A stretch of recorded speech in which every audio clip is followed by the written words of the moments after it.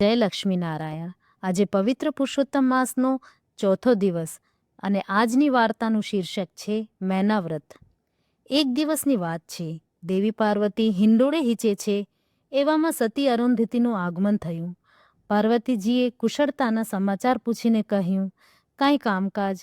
સતી કહે, દેવી, આપની પાસેથી મેં 12 મહિનાના વ્રત વિધિ સહિત જાણી લીધા છે, પરંતુ હજી સુધી આપે પુરુષોત્તમ માસ માટે કાંઈ કહ્યું નથી.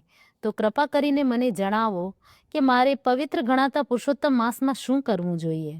પાર્વતીજી બોલ્યા, સતી, તમારી ઈચ્છા છે તો આજે તમને પુરુષોત્તમ માસનું વ્રતનું સંભળાવું છું.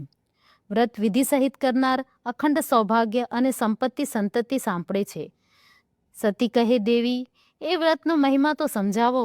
દેવી બોલ્યા, એક દિવસ હું શિવજી સાથે સોગટાબાજી રમી રહી હતી. એવામાં મારા માતૃશ્રી મેનાવતી આવ્યા એટલે હું બાજી રમવાની પડતી મૂકીને માતા સાથે વાતો કરવા લાગી. વાતમાં માતાએ કહ્યું, બેટી, મારા પેટે જન્મ લઈ તે તારા જીવનને સાર્થક છે. 3 લોકોમાં તારી કીર્તિ વ્યાપી ગઈ છે. જ્યારે મારો તો કોઈ ભાવ પણ પૂછતું નથી. દેવો પણ તારી સ્તુતિ કરે છે. મૃત્યુલોકમાં માનવીઓ પોતાના મંગળ કરવા 12 મહિનાના વ્રતમાં તારું પૂજન કરે છે. ત્યારે તારા ઉપર તો ફૂલનો વરસાદ વરસે છે અને મારા ઉપર એકાદ ફૂલ તો શું, ફૂલની પાંખડી કોઈ ચડાવતું નથી. તારા જેવી જગદંબાની હું માતા કહેવાઉં, પણ 12 મહિનાના બધા દિવસોમાં તારી પૂજા માટે મને એકાદ પ્રહર પણ મળતો નથી. માતાની મારા પ્રત્યે અત્યંત લાગણી જોઈને મેં તેને પુરુષોત્તમ માસનું વ્રત કરવાનું કહ્યું અને તેની વિધિ પણ બતાવી દીધી. સતી અરુંધતી હર્ષ પામી બોલ્યા, દેવી, ત્યારે મને પણ પુરુષોત્તમ માસની વિધિ બતાવો.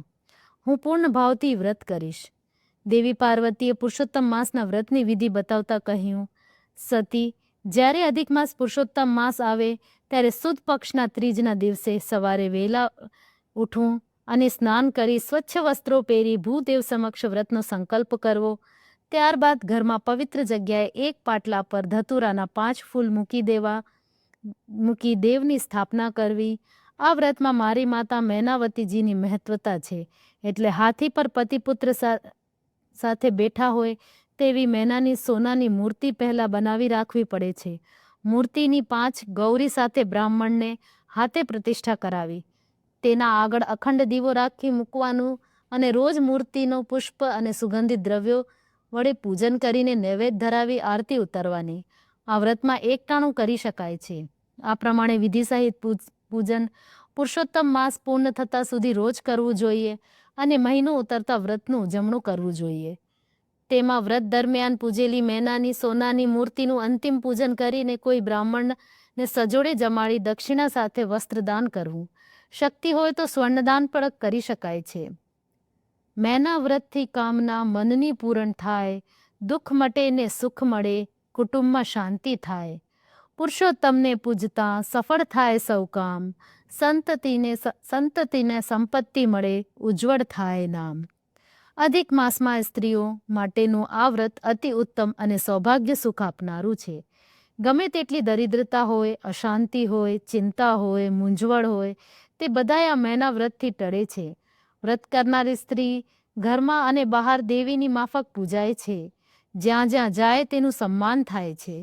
પવિત્ર પુરુષોત્તમ માસમાં આ મેના વ્રત જે સ્ત્રી ભાવપૂર્વક કરે છે તેની મનોકામના પૂર્ણ થાય છે, અખંડ સૌભાગ્ય રહે છે અને સંપત્તિ સંતતિની પ્રાપ્તિ થાય છે. બોલો પુરુષોત્તમ ભગવાન કી જય.